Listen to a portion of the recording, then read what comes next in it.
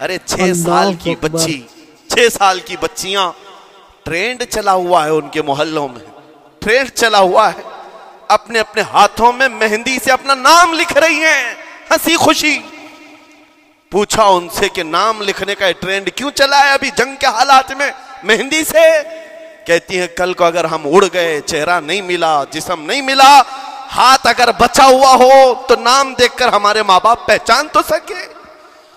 شہادت کا یہ جذبہ، شہادت کا یہ جذبہ 6 سال کے بچوں میں اگر آیا ہے، یقیناً ان کے سینوں میں ایمان موجود ہے، ایمان موجود ہے۔ السلام علیکم۔ آج پھر میں مفتی سلمان اظہری صاحب کا ایک ویڈیو لے کے آیا ہوں۔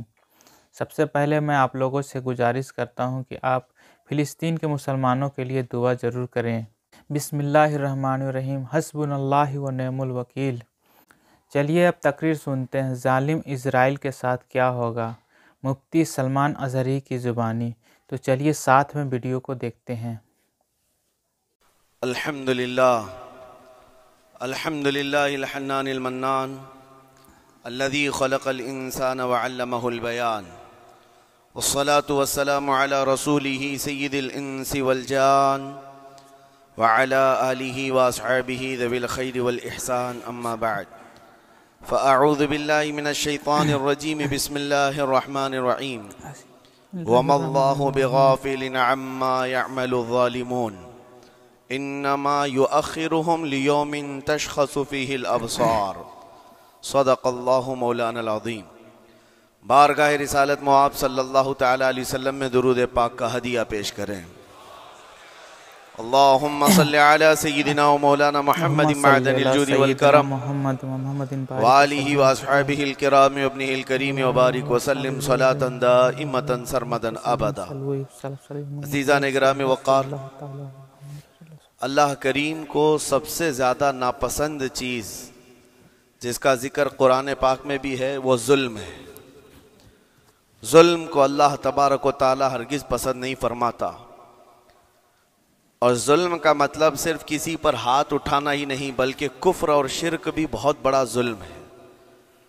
قرآن پاک میں اللہ نے فرمایا ان الشرک لظلم عظیم، اللہ کے ساتھ کسی کو شریک ٹھہرانا بہت بڑا ظلم ہے، اور اس ظلم کی بہت ساری شاخیں ہیں جو آج ہم دنیا میں دیکھ رہے ہیں۔ انسان کسی نہ کسی جگہ پر ظلم کرنے کا شکار ہو جاتا ہے، ظالم بن جاتا ہے۔ اور ظلم کی تعریف اگر دیکھیں عربی میں تو یوں کہا گیا وضع الشیء علی غیر محلہ، کسی چیز کو اس کی جگہ پر نہ رکھتے ہوئے، اس کی حیثیت کی جگہ پر نہ رکھتے ہوئے دوسری جگہ پر رکھ دینا، یہ ظلم کہلاتا ہے۔ حقدار کو حق نہ دینا یہ ظلم ہے، یا اپنے حق سے زیادہ کسی سے چھین لینا یہ بھی ظلم ہے۔ اور یہ ظلم کی ایک دو نہیں ہزاروں مثالیں ہیں، لیکن قرآن ہر ظلم کی مذمت کرتا ہے۔ اللہ کریم کئی جگہوں پر ارشاد فرماتا ہے ان اللہ لا يحب الظالمین، اللہ تعالیٰ ظالموں کو ہرگز پسند نہیں فرماتا۔ میرے عزیزو، گناہ بھی ظلم ہے، جیسے کہ قرآن میں اللہ نے فرمایا وَلَوْ أَنَّهُمْ إِذْ ظَلَمُوا أَنفُسَهُمْ، جب لوگ اپنی جانوں پر ظلم کر لیں تو اے محبوب آپ کے دربار پہ آئیں۔ یہ جو آیت ہے ظلم کا مطلب کیا ہے؟ انسان جب گناہ کرتا ہے تو وہ اپنے آپ پر ظلم کرتا ہے۔ ظلم کی بہت ساری شاخیں ہیں، اور ظالموں کو اللہ پسند نہیں فرماتا، چاہے وہ اپنے اوپر ظلم کیا ہو یا کسی نہتے پر ظلم کیا ہو۔ آج دنیا میں جو حالات ہم دیکھ رہے ہیں، ظالموں کا ظلم عروج کو پہنچا ہوا ہے، اور قرآن پاک میں رب تعالیٰ نے ظالموں کی نشانیاں بھی بیان کی، ایسا نہیں کہ یہ پہلی مرتبہ ہوا ہے۔ اللہ تعالیٰ فرماتا ہے وَكَمْ مِنْ قَرْيَةٍ أَهْلَكْنَاهَا، کتنی بستیاں ایسی ہیں جن کو ہم نے ہلاک کر دیا۔ رب تبارک و تعالیٰ نے ان کو ختم کر دیا کیونکہ وہ ظالم تھے۔ ظالموں کی بستیاں جو ہلاک ہوئیں، قرآن پاک میں 3 مثالیں آپ کو بتاتا ہوں۔ ایک نوح علیہ السلام کی امت اور ان کی آبادی، دوسری حضرت لوط علیہ السلام کی قوم، تیسری حضرت صالح علیہ السلام کی قوم۔ یہ تینوں قومیں ایسی ہیں، گناہ میں تو تھی لیکن غرور بہت زیادہ تھا، گھمنڈ بہت زیادہ تھا۔ آج کے دور میں اگر کسی کے پاس پیٹروٹ میزائل ہیں اور بم بارود کی طاقت رکھتا ہے، نیوکلیئر پاور ہے، تو وہ یہ سمجھتا ہے مجھے کوئی شکست نہیں دے سکتا۔ یہ ہر دور میں ظالموں کا خواب رہا ہے، ہر دور میں ظالم اسی طرح کی فکر رکھتے ہیں۔ نوح علیہ السلام کی قوم بہت مضبوط قوم سمجھی جاتی تھی۔ اللہ تعالیٰ نے اپنے نبی کو جب حکم فرمایا کہ آپ ایک کشتی بنائیں بہت بڑی، تو وہ آپ کا مذاق اڑاتے تھے۔ یہاں دور دراز کہیں نہ ندی ہے، نہ نالا ہے، نہ سمندر ہے، کشتی کس میں چلاؤ گے؟ اللہ کے نبی کو پتا تھا کہ عذاب آنے والا ہے، اور اپنے ایمان والوں کو آپ ڈرا بھی رہے تھے، لیکن کفار و مشرکین غرور و تکبر میں ایسے تھے، یہاں تک کہ نوح علیہ السلام نے اپنے بیٹے کو بلا کر کہا، جو کافر تھا، کہا میرے ساتھ آ جا، یا بنی ارکم معنا ولا تکم مع الکافرین، بیٹا ہمارے ساتھ آ جا، کافروں کے ساتھ مت جا۔ اس نے کیا کہا؟ قال سآوی الی الجبل یعصمنی من الماء، میں تو پہاڑ کی اونچی چوٹی پر چلا جاؤں گا، تمہارا پانی مجھے کچھ نہیں کر سکے گا۔ یہ اس وقت ظالموں کا خیال تھا، گمان تھا۔ پھر اللہ تعالیٰ قرآن پاک میں فرماتا ہے وَفَجَّرْنَا الْأَرْضَ عُيُونًا، ہم نے زمینوں کے سارے چشمے پھاڑ دیے، ہر جگہ سے پانی کے سوتے نکلے، اور پھر آسمان کے سارے دروازے کھول دیے۔ فَفَتَحْنَا أَبْوَابَ السَّمَاءِ بِمَاءٍ مُنْهَمِرٍ، اللہ فرماتا ہے آسمان کے سارے دروازے پانی کے کھول دیے، آسمانوں سے پانی اور زمینوں سے پانی۔ فَالْتَقَى الْمَاءُ عَلَى أَمْرٍ قَدْ قُدِرَ، سورہ قمر کی آیتیں ہیں، رب تعالیٰ فرماتا ہے پانی اتنا بڑھ گیا کہ جو رب تبارک و تعالیٰ کی طے کی ہوئی معینہ نشانی تھی وہاں تک جا کر پانی مل گیا، روئے زمین پر کوئی باقی نہ رہا سوائے حضرت نوح علیہ السلام کی کشتی کے، کوئی نہیں باقی رہا۔ جب یہ پانی پھیل گیا، کیا پہاڑوں کی چوٹیاں، کیا محلوں کی اونچائیاں، سب غرق ہو گئے، اور وہ جبابرہ، وہ قوت کے بادشاہ جو کہتے تھے ہمارا کوئی کچھ نہیں بگاڑ سکے گا، سڑ گئے پانیوں میں۔ صرف پانی اللہ تعالیٰ بھیج دے تو انسان اسے روک نہیں سکتا، عذاب الہی کو کیسے روک سکے گا؟ دوسری گھمنڈی قوم، غرور میں مبتلا قوم تھی حضرت لوط علیہ السلام کی قوم، جو بدکاریوں میں ملوث تھے۔ اللہ کا جب عذاب آیا تو قرآن پاک میں رب تعالیٰ فرماتا ہے وَأَمْطَرْنَا عَلَيْهِمْ حِجَارَةً مِّن سِجِّيلٍ، نوکیلے پتھروں کی ہم نے ان پر بارش کی۔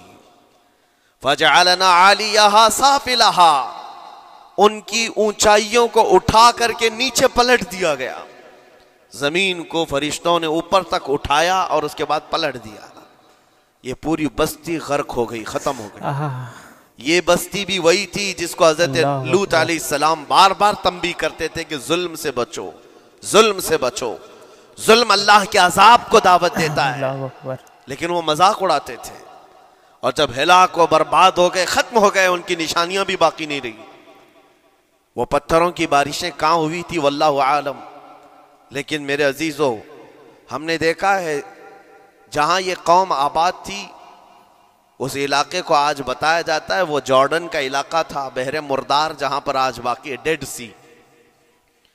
میں خود سفر پر دیکھا جارڈن کی ایک سرزمین پر گاڑی چلتی جا رہی ہے اور کالے کالے پتھر، جہاں تک نظر کرو صرف پتھر ہی پتھر ہیں، بہت نوکیلے، ایسے پتھر میں نے دنیا میں دوسری جگہوں پر نہیں دیکھا۔ آج بھی اسی طرح سے باقی تقریباً 100 کلومیٹر 150 کلومیٹر تک صرف پتھر ہی ہے، بیچ میں صرف ایک روڈ جاتا ہے، اس کے بعد نہ کوئی درخت دکھتا ہے، نہ کوئی عمارت ہے، نہ کوئی پہاڑ ہے، صرف پتھر، پتھروں کا صحرا ہے۔ آج کی اس صدی میں دیکھ کر کے ان پتھروں کو ہیبت طاری ہو جاتی ہے، جس وقت وہ برسے ہوں گے ان کی حالت کیا ہوگی۔ اور میں یہ نہیں کہتا بالضبط کہ یہ وہی پتھر ہیں جو برسے تھے، واللہ عالم، لیکن میرے عزیزوں نشانیاں آج بھی عذاب الہی کی موجود ہیں۔ تیسری قوم تھی قوم شعیب اور قوم صالح علیہ السلام۔ یہ دونوں قوموں کے بارے میں ذکر کرتا ہوں۔ حضرت شعیب علیہ السلام کی قوم صرف ناپ تول میں کمی کرتی اور کفر و شرک بھی کرتے، شعیب علیہ السلام ان کو روکتے تو وہ ان کا بھی مذاق اڑاتے، اور جب عذاب الہی کے آنے کی بات کیا تو جانتے ہیں کیا کہا انہوں نے؟ یہ وہ قوم تھی جو پتھروں کو تراش کر کے گھر بنا لیتے تھے، یعنی پورے کے پورے پہاڑ کو، پتھروں کا جو پہاڑ ہوتا ہے اس کو تراشتے تھے، اور ایک آدمی کا ایک گھر ایک پہاڑ۔ آج کے دور میں ساری بلڈوزر مل کر کے نہیں کر پائیں، مشینیں مل کر نہ کر پائیں، وہ اس وقت کے لوگ بھاری بھرکم تھے، جسامت والے تھے، طاقت والے تھے، جب وہ اپنے رہنے کے لیے ایک پہاڑ کو تراش سکتے تھے۔ 4000 سال پہلے کی بات کر رہا ہوں۔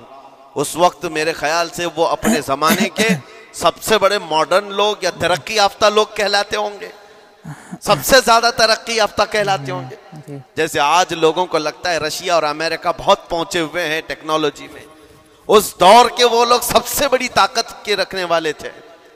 جب حضرت شعیب علیہ السلام نے ان کو اللہ کے عذاب سے ڈرایا تو کیا کہتے ہیں؟ شعیب علیہ السلام عذاب وہی نا جو نوح علیہ السلام کی قوم میں آیا تھا، بارش آ گئی تھی، زمین سے پانی نکل گیا تھا تو پانی بہت ہو گیا تھا، یا پھر وہ جو لوط علیہ السلام کی قوم پر آیا، پتھروں کی بارش، یا پھر ہواؤں کا عذاب۔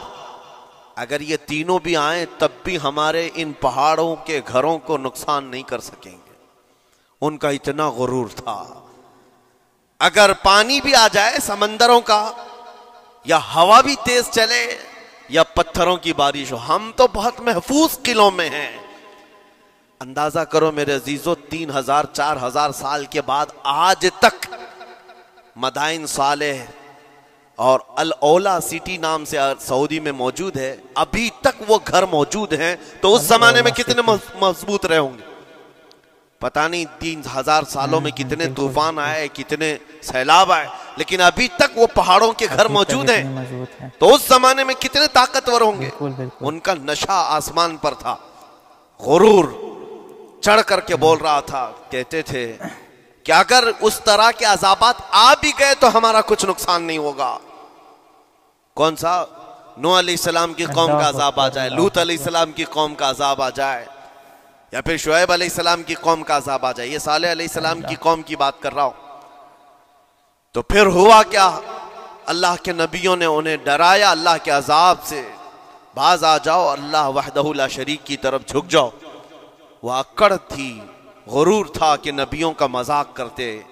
پھر ہوا کیا؟ قرآن کہتا ہے صرف ایک فرشتے کو اللہ تعالیٰ نے زمین پر اتارا، ایک فرشتے کو اتارا، اور اس کے بعد اس فرشتے نے ایک چنگھاڑ لگائی، ایک آواز کی، ایک آواز، صرف فرشتے کی ایک آواز ایسی تھی کہ جتنے اپنے مضبوط قلعوں میں گھروں میں موجود تھے، اس آواز کی ہیبت سے ان کا بھیجا کانوں سے باہر نکل آیا تھا۔ اور صبح کے وقت جب اس بستی میں جا کر کے دیکھیں تو سب کے سب اوندھے منہ گرے ہوئے تھے، ایک بھی اس میں سے بچا ہوا نہیں تھا۔ نہ نوح علیہ السلام کا طوفان آیا، نہ لوط علیہ السلام کی قوم پر برسنے والے پتھروں کا عذاب آیا، نہ ہی ہوائیں چلائی گئیں۔ ایک فرشتے کو بھیج کر رب تعالیٰ نے اپنی قدرت کا مظاہرہ فرمایا۔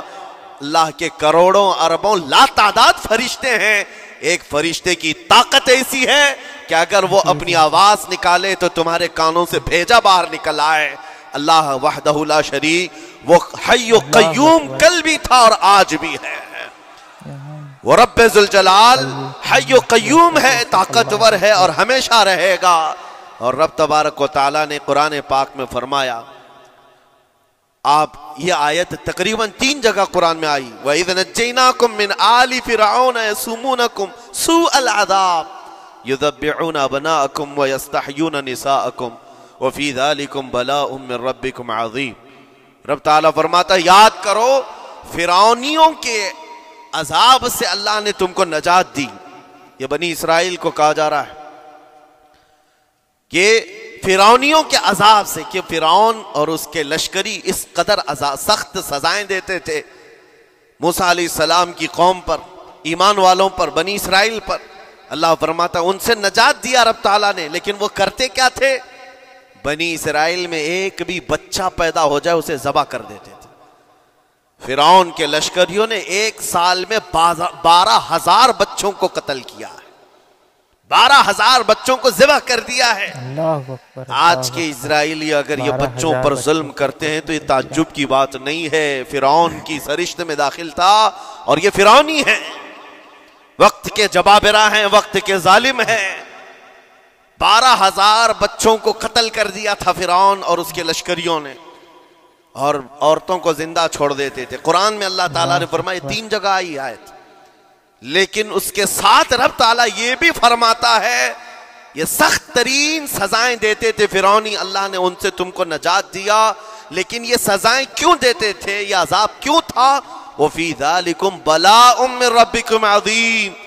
یہ ہے فرمان اللہ کا. یہاں میں یہ ٹکڑا اگر بیان کر دوں تو آج آپ کے دلوں کے اندر ایک یقین پیدا ہو جائے گا. آج کے حالات کے مطابق فرعونیوں کا اس قدر سخت عذاب کیوں تھا؟ رب تعالیٰ فرماتا ہے اے مومنوں، ان تمام معاملات میں اللہ کی طرف سے تمہارے لیے ایک بڑا امتحان تھا. یہ امتحان تھا اور وہ امتحان آج بھی ہے اور ہر زمانے میں رہے گا. ستیزہ کار رہا ہے ازل سے تا امروز، شرار ابو لہبی سے چراغ مصطفی. ہر زمانے میں حق و باطل کے معرکے ہوتے رہیں گے. لہٰذا آج کے دور میں یہ سب حالات جو پیدا ہوئے، مسلمانوں کو، مومنین کو ذرا برابر بھی نروس ہونے کی ضرورت نہیں. تم جس دین سے وابستہ ہو، اس دین کی حفاظت کا ذمہ اللہ نے اپنے ذمہ لیا ہے. یریدون لیطفئوا نور اللہ بافواہہم. قرآن میں اللہ فرماتا ہے کفار و مشرکین اپنے منہ کے پھونکوں سے اللہ کے اس چراغ کو بجھانا چاہتے ہیں، اللہ اپنے اس چراغ کو مکمل کر کے رہے گا. یہ اسلام نور الہی ہے، اللہ کا نور ہے، اور اس کو صبح قیامت تک رہنا ہے. اور ہم جیسے اور بھی آئیں گے اس زمین پر، اور آئیں گے جاتے رہیں گے. یہ آبادیاں ہیں، بدلتی رہیں گی، خدائی قانون ہے، لیکن اسلام نہ کل بدلا تھا، نہ آج، نہ قیامت تک بدلے گا. ہم سب کا امتحان ہے میرے عزیزو، ہم سب کا امتحان ہے. لیکن ان حالات میں مومنین کو کرنا کیا چاہیے؟ انہیں اپنے ایمان کو مضبوط کرنا چاہیے. کبھی کسی کے اڑتے ہوئے چھیٹڑے اور ٹکڑے دیکھ کر تمہیں مایوس ہونے کی ضرورت نہیں. اب ہمارا مستقبل کیا ہوگا؟ میرے عزیزو، آج جو حالات ہیں یہ حالات کربلا سے زیادہ سخت تو نہیں ہیں. آج فلسطینیوں کو ہم نے دیکھا 6 ماہ کے، سال بھر کے بچوں کو سینے سے لگا کر کفن لپیٹ رہے ہیں. ان ماؤں کی کیا کیفیت ہوتی ہوگی؟ کبھی کبھار چھوٹی سی کلپ میں دیکھ کر کے آنکھوں سے آنسو بہ پڑتے ہیں. انہوں نے اپنے ہاتھوں سے نہ جانے کتنے بچوں کو ایک دن میں دفن کر دیا. 80 میتوں کو ایک قبر میں ڈال دیا کرتے ہیں. ان فلسطینیوں کو لاکھوں سلام، ان کے جذبات کو اور ان کی استقامت کو. ہم تو دعا یہی کرتے ہیں ان فلسطینی مسلمانوں کے برابر پوری دنیا کے مسلمان نہیں ہو سکتے. ہم تو ایک ناشتے پر صبر نہیں کر پاتے، وہ اپنے 10 بچوں اور خاندان والوں کے کٹے ہوئے چھیٹڑوں پر بھی کہتے ہیں اللہ ہمارے ساتھ. اللہ اکبر. اللہ ساری مصیبتیں دیکھ کر کے بھی وہ کہتے ہیں اللہ ہمارے ساتھ ہے. ان کے گھر اڑا دیے گئے، تباہ کر دیے گئے، راکھ میں بدل دیے گئے. اور نیوز اینکر، یہ دجالی میڈیا وہاں جا کر کے ان کے زخموں کو کھرید کر کے پوچھتا ہے تمہارا مال کیسے آئے گا، تمہارا گھر کیسے چلا گیا. لیکن ان حالات میں بھی وہ مسکرا کر کہتے ہیں اللہ نے دیا تھا، پھر اللہ ہے اور اللہ دے گا. ان کے ایمان کے برابر ہم نہیں ہو سکتے. لیکن میرے عزیزو، پوری دنیا کے مسلمانوں میں اس مسئلے نے آج ایک اتحاد کی فضا قائم کی ہے. اگر ہمارے درمیان آج بھی اتحاد نہیں ہو سکتا تو پھر میرے عزیزو، شاعر نے سچ کہا تھا جگہ جگہ کے تھک چکے ہیں تمہیں یہ ہنگامے، نشاط لذت خواب گراں بدل ڈالو. غلط روی سے منازل کا بعد بڑھتا ہے، مسافر و روش کارواں بدل ڈالو. آج کے حالات تمہیں اگر نہیں بدلنے پر مجبور کیے تو پھر بتاؤ کون سے حالات تمہیں بدلیں گے، کب تم بدلو گے؟ لیکن ان حالات پر آج بعض لوگوں نے یہ کہنا شروع کیا. میں نے چند دنوں پہلے ایک آیت پڑھی تھی، ایک بیان میں کہا تھا اللہ قرآن میں فرماتا ہے هو الذی ارسل رسولہ بالہدی ودین الحق لیظہرہ علی الدین کلہ. وہ اللہ ہے جس نے حق دین کے ساتھ اپنے رسول کو بھیجا ہے اور ہدایت کے ساتھ اپنے رسول کو بھیجا ہے. کیوں بھیجا ہے؟ لیظہرہ علی الدین کلہ، تاکہ وہ رسول پوری دنیا پر یہ دین غالب کرے. یہ دین غالب آئے گا. تو بعض مجھ سے کہنے لگے مولانا سٹیج پر بیٹھ کر چلاتے ہو، کئی کرسیوں پر بیٹھ کر کہتے ہو کہ تمہارا دین غالب آئے گا. تمہارا دین تو آج ٹکڑے ٹکڑے کیا جا رہا ہے، کوئی کچھ نہیں کر پاتا. ان ظالموں کو میں یہ کہتا ہوں، ان کو یہ میں کہتا ہوں، ان تمام حالات سے تم ہرگز یہ مت سمجھنا کہ دین غالب آئے گا. چاند پر بھی گہن لگتا ہے، لیکن جب گہن چھٹتا ہے تو چاند پورے آب و تاب کے ساتھ چمکتا ہے. آج اگر امت مصطفیٰ پر گہن لگا ہے تو میں اپنے ان تمام نوجوانوں سے جو ابھی ان فوان شباب میں داخل ہوئے ہیں، ابھی یہ دنیا کو دیکھنے کے قابل بنے ہیں، میں ان سے کہتا ہوں ان آندھیوں سے، ان طوفانوں سے گھبرا کر کے نہ تمہیں دین بدلنے کی ضرورت ہے، نہ تمہیں اپنا مسلک و مذہب بدلنے کی ضرورت ہے، بلکہ میں یہ کہتا ہوں نہ گھبراؤ مسلمانوں، ابھی خدا کی شان باقی ہے، ابھی اسلام زندہ ہے، قرآن باقی ہے. یہ ظالم کافر کیا سمجھتے ہیں جو روز ہم سے الجھتے ہیں؟ ابھی کربلا کا آخری میدان باقی ہے، ابھی تو کربلا کا آخری میدان باقی ہے. عزیزان گرامی وقار، میرے نبی کریم صلی اللہ تعالی علیہ وسلم نے جو فرمایا وہ ہو کر رہے گا، وہ ہو کر رہے گا. میرے آقا صلی اللہ تعالی علیہ وسلم کا فرمان عالی شان میں سناتا ہوں. حضور فرماتے ہیں لا تزال عصابۃ من امتی یقاتلون علی ابواب دمشق وما حولها وعلى ابواب بیت المقدس لا يضرهم خذلان من خذلهم ظاہرین علی الحق الى ان تقوم الساعة او کما قال رسول اللہ صلی اللہ علیہ وسلم. میرے آقا فرماتے ہیں قیامت تک میری امت میں سے ایک جماعت ایسی ہوگی جو بیت المقدس کے ارد گرد حق کے لیے لڑ رہی ہوگی. حضور نے فرمایا قیامت تک لڑتی رہے گی، لیکن ساتھ میں ان کے لیے میرے آقا نے فرمایا پوری دنیا کے برا چاہنے سے ان کا کچھ نہیں بگڑے گا. اس کا مطلب کیا ہے؟ اگر آپ ہم سے پوچھتے ہیں کچھ نہیں بگڑے گا، حضور نے فرمایا کچھ نہیں بگڑے گا، لیکن ہم تو دیکھ رہے ہیں ان کے گھر تباہ ہو گئے، بچے مر گئے، چھوٹے بچوں کے سروں سے باپ کا سایہ نکل گیا، کسی کے سامنے اس کی ماں کی تڑپتی ہوئی لاش ہے، اور حدیث میں کہا جا رہا ہے ان کا کچھ نہیں بگڑے گا. سب تو بگڑ گیا، مال بھی گیا، دکان بھی گئی، تجارت بھی گیا، گھر بھی گئے، اولاد بھی، رشتہ دار بھی، اور حدیث میں کہا جا رہا ہے کچھ نہیں بگڑے گا. میرے عزیزو یاد رکھو میرے آقا کا فرمان حق ہے، کچھ نہیں بگڑے گا کا مطلب کیا ہے؟ یہ تمام اسباب جانے کا مطلب یہ نہیں ہے کہ بگڑ گیا، بگڑا تو اس کا ہے جس کا ایمان بگڑ گیا. ایمان جس کا گیا اس کا سب بگڑ گیا. اور ہم نے ان بچوں کو دیکھا ہے آج، ارے رات کو سوتے ہیں تو انہیں پتہ نہیں ہوتا صبح ہوگی بھی کہ نہیں ہوگی، لیکن اس کے باوجود ایک دل دہلا دینے والی بات میں بتاتا ہوں. مصر کی سرزمین سے لوگ پانی کے بوتلیں اور ڈبے اٹھا کر کے بارڈر پر جا رہے ہیں، لیکن فلسطین غزہ کے وہ مسلمان کہتے ہیں اپنا پانی تم رکھو، اللہ کریم ہمارے لیے کہیں سے اپنی ہی زمین سے پانی عطا کرے گا. ان کو لوگ کہہ رہے ہیں کیا آپ نہیں دیکھ رہے وقت کا بڑا فرعون روز الٹیمیٹم دیتا ہے 24 گھنٹے میں علاقہ خالی کرو، نکل جاؤ، گھر خالی کرو. کیسا ایمان ہے تمہارا کہ آنے والی بڑی بڑی میزائلوں کا اپنے سینے سے مقابلہ کرتے ہیں اور کہتے ہیں کل سے ہم یہی تھے، آج بھی یہی ہیں اور یہی رہیں گے اور اسی مٹی میں دفن ہو جائیں گے. یہ جو استقامت ہے اسی کو میرے آقا نے فرمایا دنیا ان کا کچھ نہیں بگاڑ سکے گی. ایمان اگر مضبوط ہے تو کچھ نہیں بگڑا ہے. ارے 6 سال کی بچی، 6 سال کی بچیاں، ٹرینڈ چلا ہوا ہے ان کے محلوں میں، ٹرینڈ چلا ہوا ہے، اپنے ہاتھوں میں مہندی سے اپنا نام لکھ رہی ہیں، ہنسی خوشی. پوچھا ان سے کہ نام لکھنے کا ٹرینڈ کیوں چلا ہے ابھی جنگ کے حالات میں مہندی سے؟ کہتی ہیں کل کو اگر ہم اڑ گئے، چہرہ نہیں ملا، جسم نہیں ملا، ہاتھ اگر بچا ہوا ہو تو نام دیکھ کر ہمارے ماں باپ پہچان تو سکے۔ شہادت کا یہ جذبہ، شہادت کا یہ جذبہ 6 سال کے بچوں میں اگر آیا ہے، یقیناً ان کے سینوں میں ایمان موجود ہے، ایمان موجود ہے۔ میرے عزیزو ذرا اپنے حالات پر ذرا توجہ کرو۔ مولا کریم نے ہمیں کس چیز کی کمی دی ہے؟ کون سی چیز کم آئی ہمارے گھر میں؟ ہم تو مرغن غذائیں روز کھاتے ہیں۔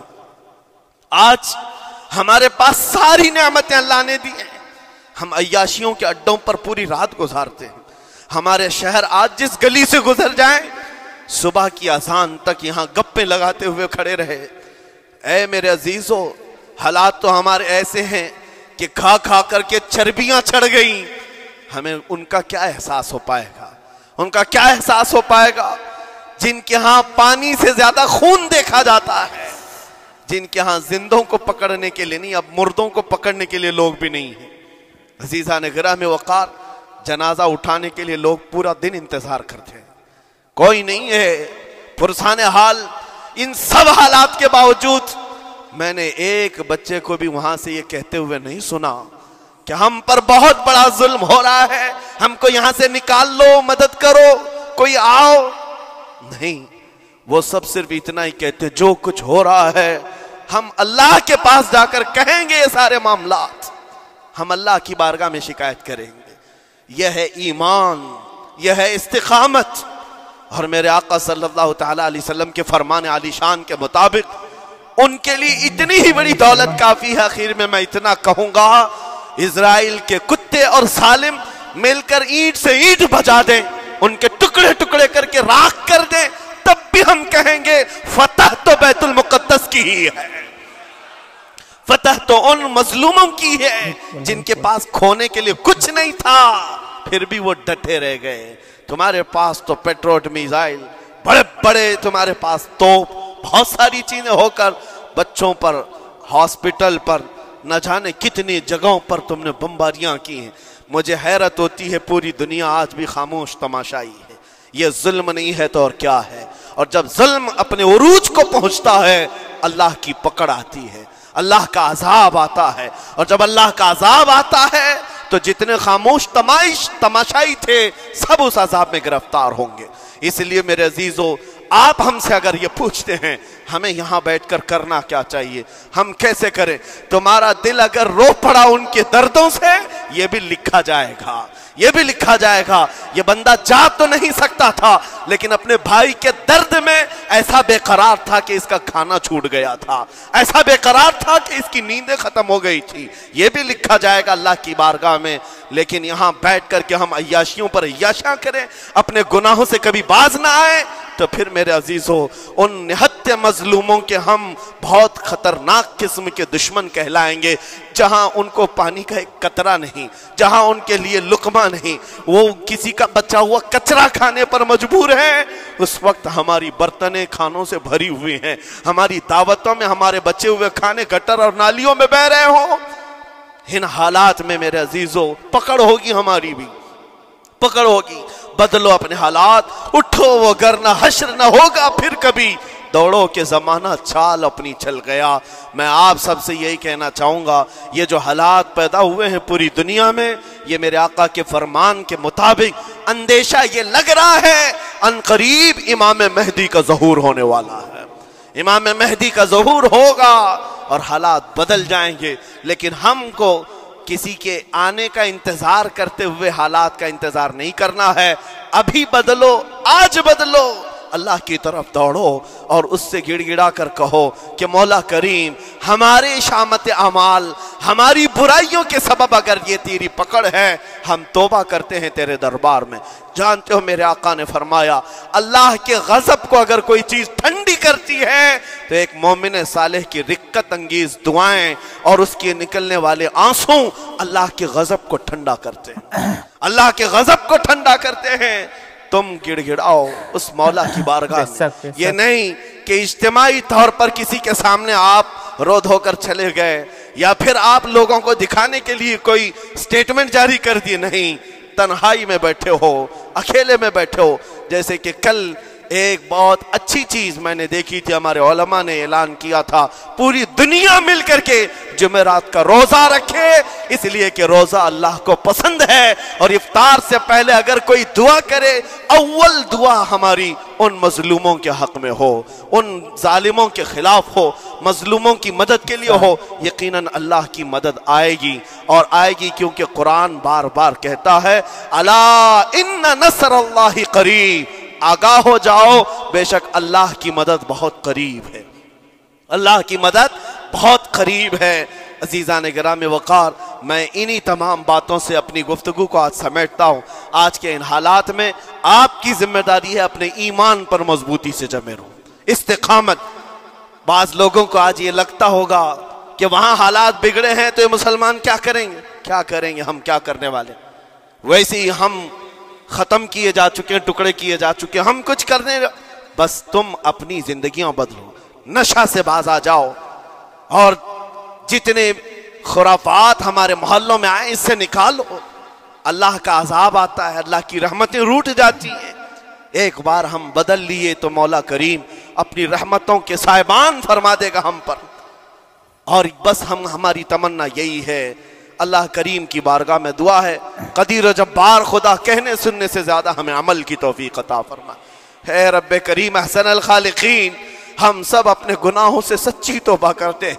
مولا ہمارے گناہوں کی وجہ سے اگر تیری سخت پکڑ ہے تو مولا تو اپنے غضب کو ٹھنڈا فرما دے، تو اپنے غضب کو ٹھنڈا فرما دے. مولا تو اپنے غضب کو ٹھنڈا فرما دے. اے کریم خدا، تیرے حبیب کی امت تڑپ رہی ہے، اور ہر جگہ مولا ظلم و ستم کا نشانہ ان غریب مظلوموں کو بنایا جا رہا ہے جن کے پاس ایک وقت کا کھانا بھی باقی نہیں رہا. مولا تو اگر مدد نہیں کرے گا تو کون مدد نازل فرمائے گا؟ اے رحمان، ہمارا عقیدہ ہے تو ہی وہ خدا ہے جو ابابیلوں کو بھیج کر ابرہہ کو ہلاک کیا. تو ہی وہ خدا ہے جو بدر میں اپنے نبی کے لیے 5000 فرشتوں کو اتارا. اے مولا، تو ہی وہ خدا ہے جو یونس علیہ السلام کو مچھلی کے پیٹ سے زندہ سلامت نکالا. تو ہی وہ خدا ہے جو ابراہیم علیہ السلام کو بھڑکتی ہوئی آگ سے زندہ محفوظ فرمایا. اے قدیر و جبار خدا، کل بھی تو حی و قیوم تھا، آج بھی ہے اور ہمیشہ رہے گا. ہمارے اس عقیدے کی لاج رکھ لے، اور غیب سے مولا تو اپنی مدد نازل فرما، اپنی مدد نازل فرما، امت مصطفیٰ کے لیے خیر فرما، ہم سب کو امن و امان عطا فرما. اے رب کریم، ان ظالموں کو کیفر کردار تک پہنچا دے، مظلوموں کو مولا امن کی سانس عطا فرما. ہماری خوشیاں اگر لکھی ہوئی ہے اے رب قدیر، ہماری خوشیوں میں سے ان کو یہ تقسیم فرما دے. اے اللہ، ہماری حصے کی خوشیاں انہیں تقسیم فرما دے. اے رب کریم، ہمارے امن و سکون کو ان کے درمیان تقسیم فرما دے. اے اللہ، ان بلکتی ہوئی ماؤں کی آوازیں ہماری نیندیں اڑا چکی ہیں. مولا، ان بچوں کے زخمی چہرے مولا بار بار ہماری آنکھوں کو ترساتے ہیں. مولا، کب تک یہ تیری آزمائش ہوگی، کب تک یہ امتحان ہوگا؟ اے قدیر و جبار خدا، تجھے تیرے حبیب کی نالین کا واسطہ ان سب کو ظلم و ستم سے آزاد فرما دے. اے اللہ، ظلم و ستم سے آزاد فرما، امن و امان عطا فرما، خیر و سلامتی عطا فرما. ہمارے اس ملک عزیز ہندوستان کو امن و امان کا گہوارہ بنا دے. اے اللہ، ہم سب کو محبت و آشتی کا پیغام اور الفت و محبت کے ساتھ جینے کی توفیق عطا فرما. مولا، ہماری دعاؤں کو حضور کے صدقے قبول فرما. وصلی اللہ تعالی علی خیر خلقی محمد وآلہ واصحابہ اجمعین، وآخر دعوانا الحمدللہ. لا الہ الا اللہ محمد رسول اللہ. ویڈیو پسند آئے تو ویڈیو کو لائک کرنا بالکل بھی نہ بھولیں. ملتے ہیں اگلے ویڈیو میں.